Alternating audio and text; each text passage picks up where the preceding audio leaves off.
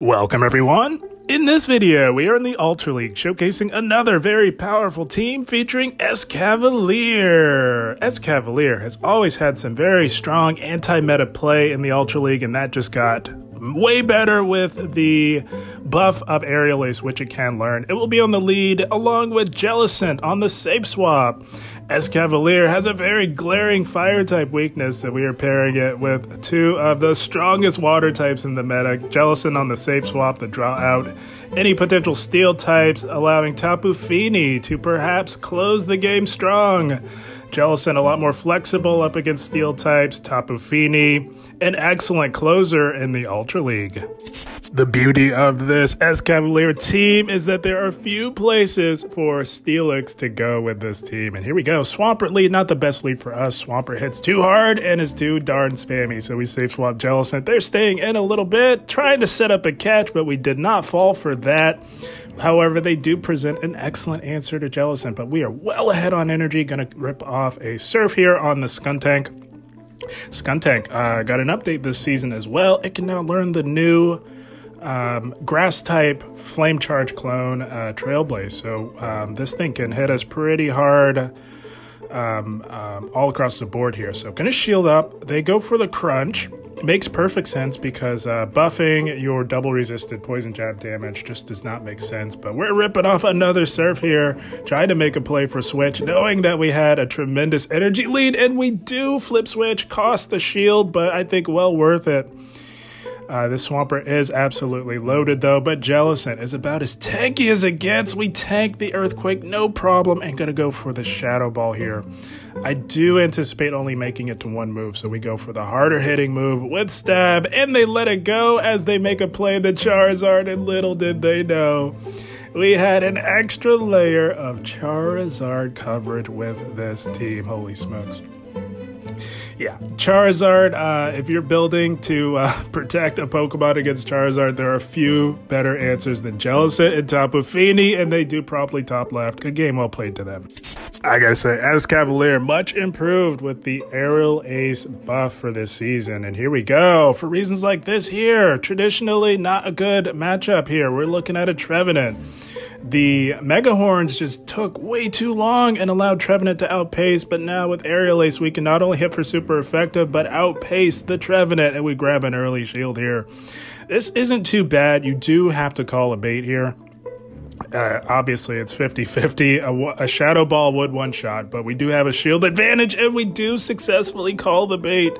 That was massive for us, going for another super effective Aerial Ace. This comes in really clutch for this Trevenant matchup, let me tell you. And now I do imagine they go for the Shadow Ball here, so we will shield, evening up the shielding scenario, and that was a very good shield. Gonna look to get to one final Aerial Ace to either pressure the final shield or take out this Trevenant on the CMP tie that we win, guys. Going for this, say bye-bye to the Trev. They don't want to give up both shields on Escavalier. And they've got a Tapu Fini of their own in the back. Tried to get to another Aerial Ace, but we just could not get there, but that is okay. We've got alignment, my friends. Gonna align Jellicent on the Tapu Fini. One of the better answers to Tapu Fini in this meta because we do outpace, and of course, we are resisting this fast move pressure. Gonna shield up the Moonblast, not knowing what they have left in the bag. I'm seeing some value in Jellicent. Jellicent very strong in the meta, going for a Shadow Ball here, and they let it go as they do comfortably survive. I want a healthy Jellicent again because it's quite good in the meta and has very favorable matchups up against most of the Ultra League meta. Going for a Surf bait here just to try and grab that final shield. They're not quite in Surf range, but a Hex or two should get the job done. And we will survive a Moonblast here from this range. It does hit pretty hard, gets us into the red, but we survive. Gonna throw one more Hex and go for the resisted Surf to take out this opposing Tapu Fini here. Again, still not quite sure what they have lurking in the bag. It's a Tentacruel! Oh my goodness! Oh no, that is not good news for our Tapu Fini, but we're gonna try our best. Going for a Shadow Ball here. Chunking away at the very bulky Tentacruel here, and I wasn't quite sure we would make it to another Shadow Ball, but I think in hindsight maybe we could have, but we settle for the resisted Surf, and now it's all up to Tapu Fini. We stayed in there to get that thing within resisted Moonblast range. That was the only win con I could see. The recommended moveset is all hard-walled by Fini, but these poison jabs are no joke, and they get the attack drop. Oh my goodness, that is so unfortunate. Oh my goodness, that was awful. And they get another one. Oh my gosh, guys, this is awful. Oh my goodness, they get 2 attack drops, making this a lot more difficult. We do get to the Moonblast. It doesn't KO, but the water guns prevail over the super effective poison jabs. Holy smokes, what a sweaty endgame. But we got that one done in the end. Good game, well played to them. What a wild endgame in that last one. Holy smokes, but here we go. We've got a Golisopod here. Not the best, but Aerial Ace does definitely make this matchup a lot better for Escav. Make no doubt about that. So speaking of, that's what we're going to go for. And a lot of Golisopods are running Aerial Ace as well. And I would highly recommend doing so if you plan on running Golisopod. Although X-Scissor was buffed as well. But we do tank a Liquidation, no problem here. And we're going to look to make it to another Aerial Ace. But with Shadow Claw, they outpace us quite a bit. We're going to cut the losses and let this go. And I think we can resisted farm down this Golisopod here. That's exactly what we're going to look to do with our Tapu Fini, as loaded energy on Tapu Fini is often quite valuable, as Water Gun does not charge your moves the fastest. They recognize what we're on to, and they pivot into a Cobalion. We had an excellent answer to a Pokemon like Cobalion, coming in the form of Jellicent here. This is a very solid matchup for Jellicent. They need multiple Stone Edges. They need 2, and even a Sacred Sword doesn't get it done after the 2 Stone Edges. So very dominant for Jellicent, but Cobalion puts in the work and can get us quite low. And we're going to just let all this go, play out the zeros, as we do take this quite comfortably in the zeros. If they want to give up a shield, by all means. This is just a Sacred Sword here. We tank this no problem, as it is double resisted with our Ghost typing.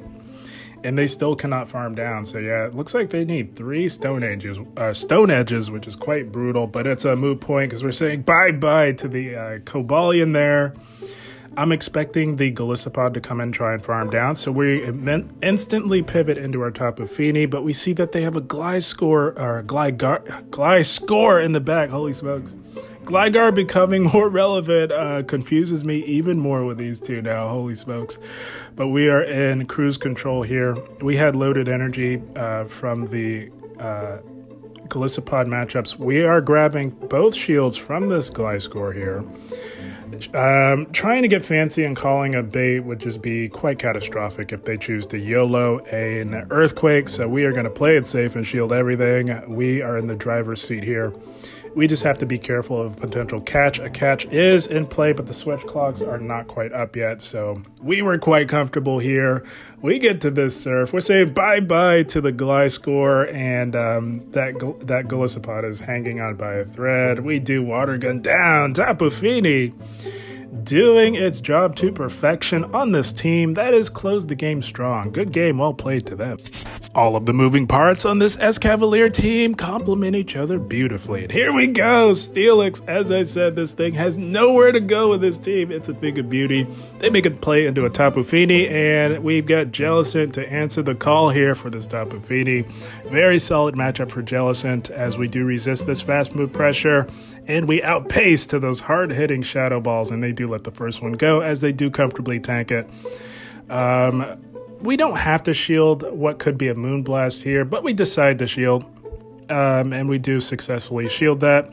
As I mentioned, preserving health on Jellicent does prove to be quite beneficial in the Ultra League, but they do get a very clutch attack drop, so very fortunate for them. Get a bait with a Surf to try and even up those shields, and now we will let the second Moonblast go.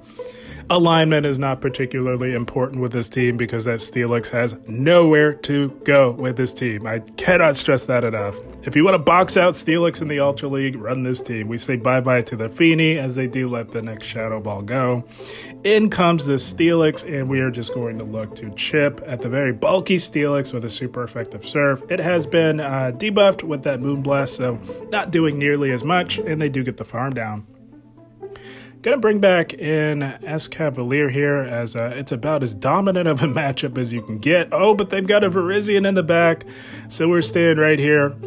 Again, I cannot stress enough how beautiful it is to box out one of the strongest Pokemon in the meta, that being Steelix. And Aerial Ace coming in clutch for Virizion. This is why the Aerial Ace buff was massive for Escavalier.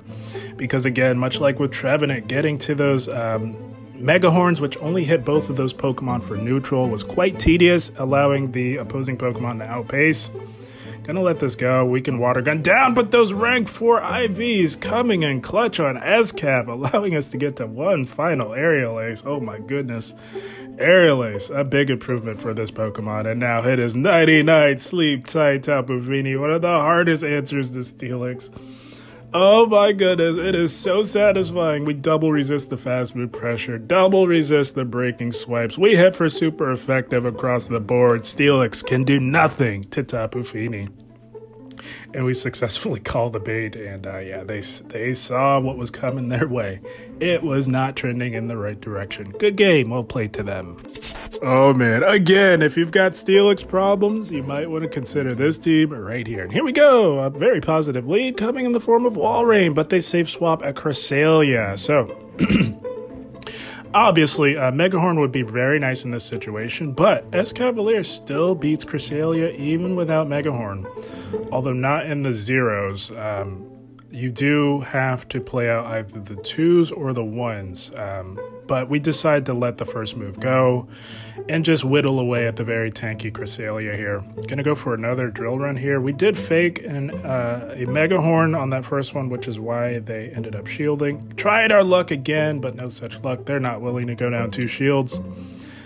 And right about here, we should be shielding this, as this thing could be running Grass Knot, which is bad news generally for our 2 Pokemon in the back, but they're going Future Sight. And a lot of Cresselias don't often have Legacy Grass Knot, so we're gonna let Escav go. A very controversial decision, as knowing that they have a Walrein, but I knew we had Jellicent for Walrein, and now we're just gonna look to come in with Tapu Fini.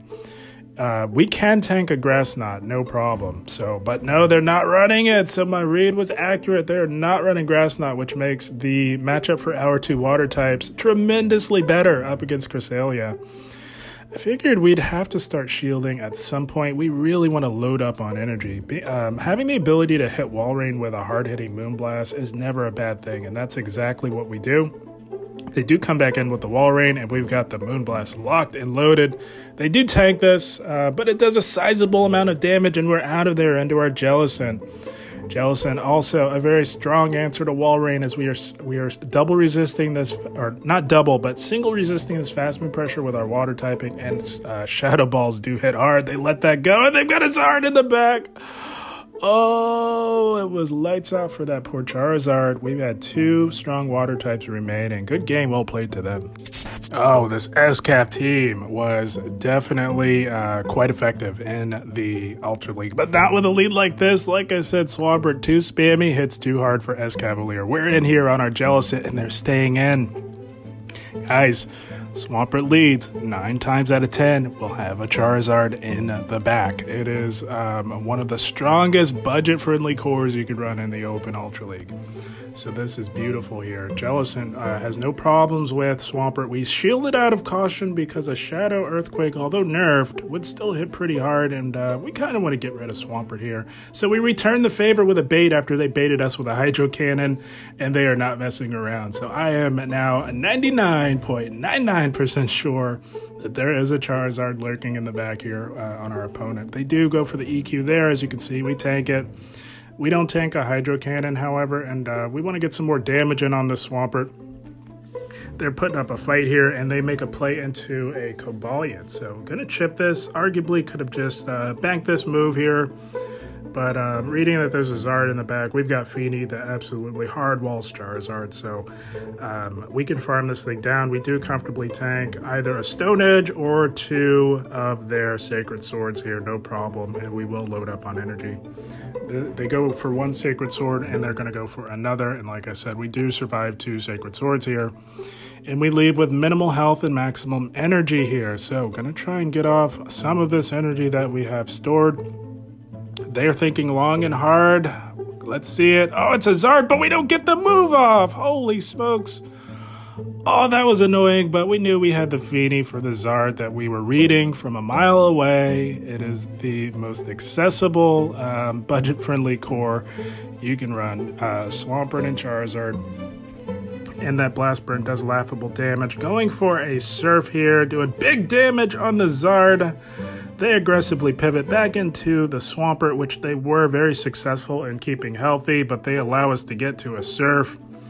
Hydro Cannon would not have KO'd, but it would have gotten us pretty low, but they recognized they needed energy, and it was just not going to happen for them, as Tapu Fini cleans up yet another endgame in the Ultra League. Good game, well played to them. Oh, guys, you had no idea. I take great pleasure in denying those Charizards in the back in the Ultra League. And here we go. A positive. Shadow A/Lead. They make a play into Giratina. A very tricky safe swap for this team. And a very strong argument could be made for chipping this thing before coming in with Jellicent. But I really didn't want to allow it to get a significant energy lead on us. So we are instantly in here. We do tank the first Shadow Sneak and going to fire off a Shadow Ball. And the shield, so yeah, they are really fighting hard for Switch, and that is quite understandable, as A/ can do nothing to Escavalier. So I understand that, and seeing that and knowing that in hindsight, probably should have baited, as this thing is putting in work up against our Jellicent. But guys, we really need to land a Shadow Ball on this thing. So what we're going to do is look to bait here. They are fighting tooth and nail for Switch here, so try to get that last shield. We do, and now we're going to go for the Shadow Ball. It should KO from this range. I was thinking it should just about KO. It's right about there. We go for it, and it doesn't KO! Oh my goodness, guys, at the time, I'm like, are you kidding me? A 1 HP survive? Oh, we played that about as well as we could, and still that thing survived with a fraction of health. Holy smokes. And now we got to work for it here, guys. Holy smokes. Would have been really nice to have our S-Cav on that A/, but we're going to throw this drill run, chip the Fini that they have, and catch the Surf onto our own Tapu Fini. And they're making us work for it here. Holy smokes. And they do come back in with the A/ after we tank the resisted Surf. And I'm thinking we can do okay here now. We did land a drill run on that Tapu Fini. And their drill run will not KO us. We want to get off some Surf damage to perhaps have a move for that Tapu Fini there. So I'm going to try and get to another Surf here and take it out, and they'd let us get there. So that is brilliant. So that was likely calculated by them, because the more, again, like I said, the more loaded energy Tapu Fini can have, the better off they are. Get a little bit of lag there. They do get a slight energy lead on us, but we do survive a Surf here. So yeah, the reason why a loaded energy on Fini is really good, because Water Gun doesn't charge and moves quite fast. So we do get to this drill run, and just hoping that we can counter down after I do it wouldn't KO, and we do get the resisted counter down. Holy smokes. Oh, they're making us work for it in the Ultra League, my goodness, but we got that one done in the end. Good game, well played to them. Oh, this S-Cap team puts in the work, very much improved with the Aerial Ace buff in the Ultra League. And here we go, Galvantula Lead, not ideal, but we can hit for neutral damage with our charge moves. Got a little bit of lag there at the start. And gonna shield this. A lot of Galvantula trainers have caught on that the over-baiting is not often the way to go.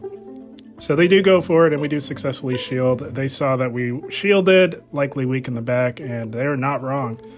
They bring in a Mandibuzz, and we meet this with our Tapu Fini here. So Tapu Fini can do quite well, especially in the Zeros up against Mandibuzz, and that's what we intend to do. Play out the Zeros. Gonna go for this Moonblast. Mandibuzz, about as tanky as it gets. Does tank it somewhat comfortably. Gets it into the low red. And we do tank these Aerial Aces for days, but this Mandibuzz is running Air Slash, which makes this matchup a little closer than you'd like to see on Tapu Fini. Not running the recommended Snarl, and I don't necessarily disagree. There's a strong case to be made for Air Slash, but they do cut the losses, likely want to come in and farm, load up on energy, and we just can't make it to the Surf. Oh, that is awful, and we're down a shield. We can't go completely down on shields. We don't know what they have lurking in the back, so we're going to let this go. They do go for the discharge. Oh, this trainer making all the right plays here. Going straight discharge where they should. We grab a shield with an aerial ace, and we're not quite. Both moves hit for neutral. We're just going to go for the chip damage here or grab that final shield. And now it's now or never. Going to rip off the Band-Aid and go into Jelly. I'm thinking surely they bait here. They have a healthy Galv. Why not debuff us? But no, they're just going straight discharge. And makes me wonder if they're even running lunch. A lot of Galv trainers will run Energy Ball in the meta or Cross Poison. So we do get rid of the very annoying Galvantula, and they've got their own Jellicent in the back. So it's a tough call, guys. We probably should have shielded that discharge, but you never know. You never know if they're going to go for a risky bait. And it came back to bite us because we're just not healthy enough to handle this opposing Jellicent. They tank a Shadow Ball quite comfortably, not even in the red, and they win CMP tie. So yeah, wasn't meant to be on this one. Hats off to our opponent playing brilliantly in this matchup. We're just not healthy enough. Can't get this one done. Good game to them. My goodness. They played perfectly. So yeah, that is the team, my friends. I wanted to try out Escavalier with Aerial Ace, and my goodness, it's much improved. Gets to Aerial Ace quite a bit faster, and can now hit the two strongest grass types in the meta for super effective at a faster rate. So Escavalier, much improved. You just have to cover that very glaring fire type weakness, and there are fewer answers than two of the strongest water types in the meta, that being Jellicent and Tapu Fini. You pair all those together, that's a recipe for a lot of success, as well as a lot of wins in the Ultra League. But guys, I had a blast. I hope you all enjoyed. As always, I thank you for watching, and keep up the grind. Thank you, guys.